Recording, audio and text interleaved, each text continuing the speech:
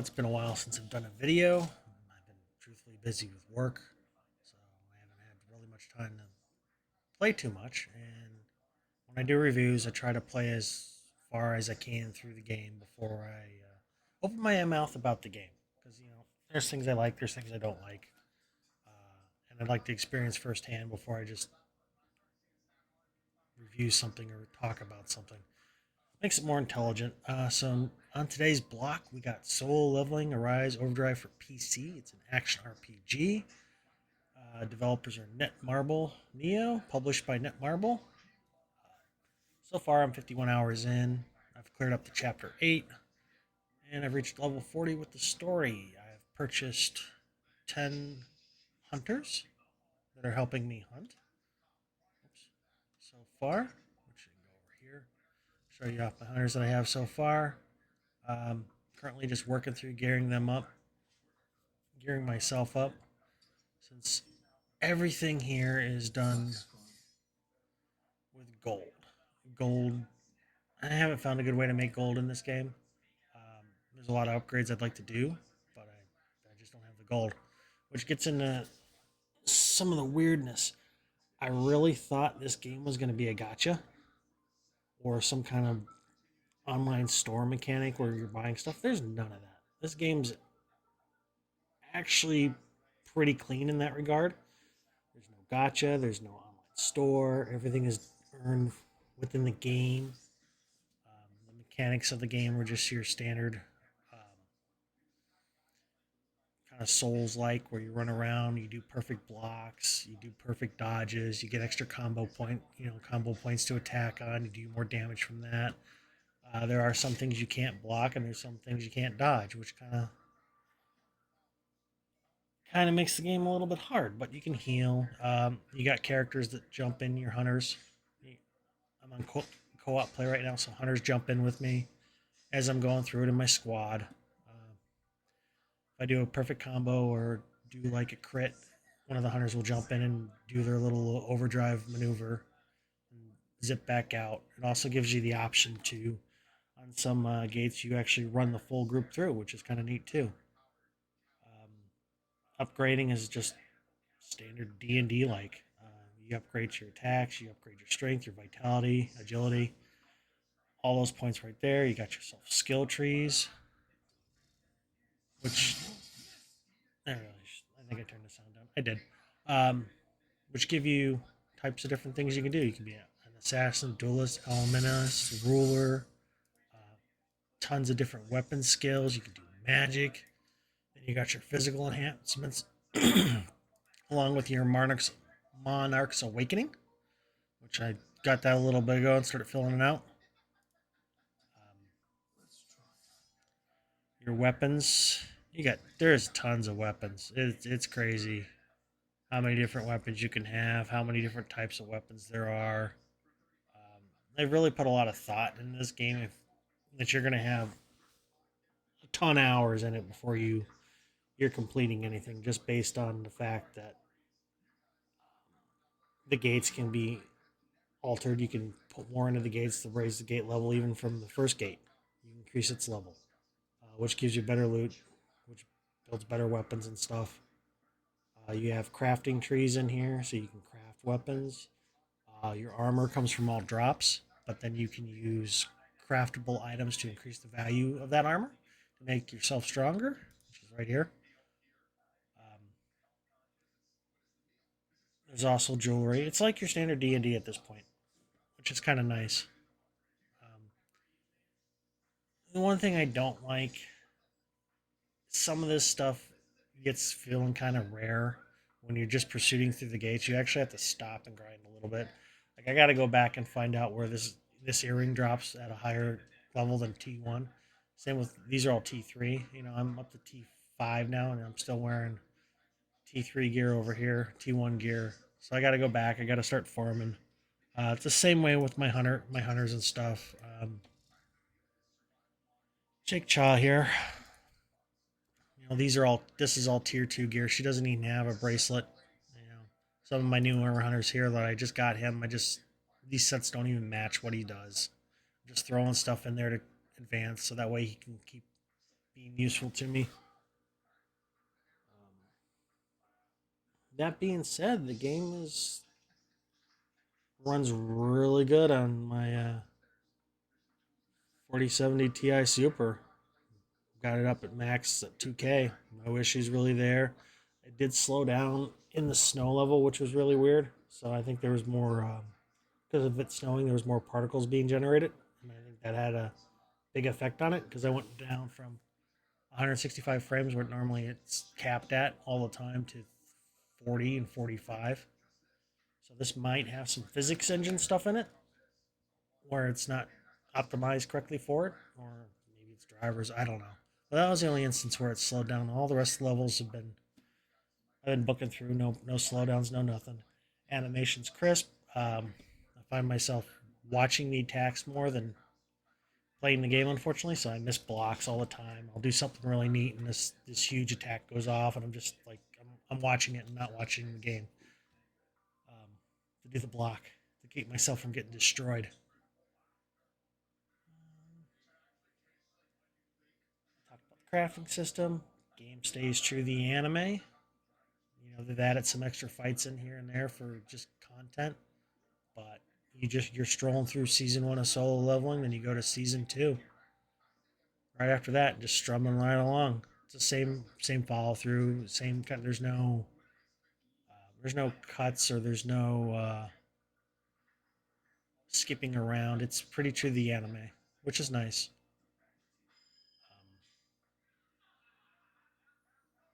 Kind of waiting to see what it does. It's a fun game. Show you the gate system real quick. Close this. Run over here to my strike team. So this is my strike team, which you can buy gates and dispatch your team to the gates. The gate requirements have certain levels where you have to have defense. It has to be high. Some of them are hip. There's some that are attack. So it's kind of filters out. You got it filters out weak hunters. So you got to kind of spend time with your hunters to get them leveled up. Which I can show you that. Da, da, da, da. Go into here. So leveling up your hunter is done two ways. You can increase their gear, which directly affects their stats for defense and hip and attack. You can also do this, which if you have the correct amount, you increase their hip, attack, defense, which this is directly modifies it. If you got the correct farmed items that drop in gates to do that. It also costs gold. Gold is another thing that's PETA in this game. You fly through gold. You don't make enough of it. I've already spent easily over 100,000 gold coins, and there's things that I need to do still that I just don't have the gold for. Like all my characters need leveled up. Then you also have to skill up, level up their attacks and stuff, which look at that costs gold, and along other stuff. But all the stuff is farmable. Then you get on the shadows. You got your shadow army, which each of these guys has that ability, which it costs gold. So you're constantly blowing through gold like no tomorrow. And there's not really a good way to. There's another method to increase the shadow's growth rate, which is the same as the hunters. They're basically shadow hunters at this point. But as for farming gold, there's really no good way to farm gold. Gold, you might get a bounty that gives you like 500, but you're not like busting out 2,000, 4,000 of gold. So the gold farming could, I think, use some help on this. You also have three currencies in this, and this is why I think I was really surprised that there's no online store or gotcha mechanic, because you have three different currencies in the game. You have your hunter currency, then you have this monarch road currency, then you got your gold, which kind of buys everything. Your monarch road just seems to buy different, not really status. It really doesn't affect anything. There's like you get clothes, you get hand gestures, portrait stuff, know what this is. Low tier mantle crystals, which those drop a ton, so you don't even have to worry about that. You get achievement system when you do stuff. You can, which you're in here all the time. This is actually kind of takes away from the gameplay because everything you do, every time you level, every time you go into a dungeon, you have to come in here and collect all your rewards. I think some of this could be, done automatically. Then you got three of these that you do that with. Because you got your challenges for each of the chapters. You got your Monarch Road. Then you also have your achievements. And this is all, there's a lot of clicking in this game where you're just screwing around. You can also upgrade your potions. Which, 4,000 gold in this drops. Spirit Breath Heroic, which is kind of rare. It's a fun thing to find this, but I did learn this. If you hit source, right now there's currently no gates that are dropping Spirit Breath. But if you need something, you don't have it, and I found this on the weapons. I don't know if I can get it through here.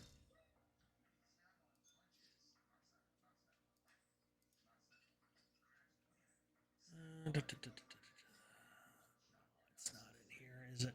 Nope, it's gone in the weapon lady. And I didn't pick this up till I got pretty far in. Come down here to the weapon lady.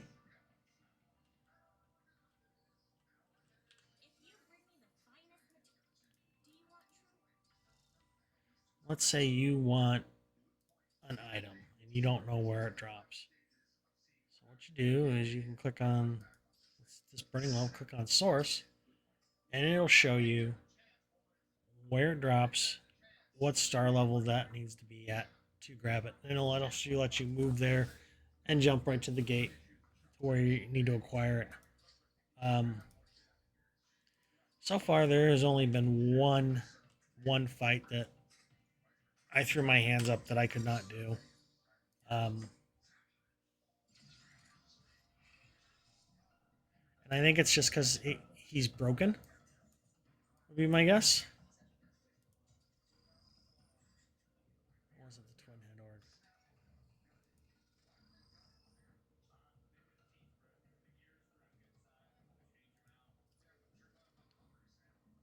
orb? Where is that stupid?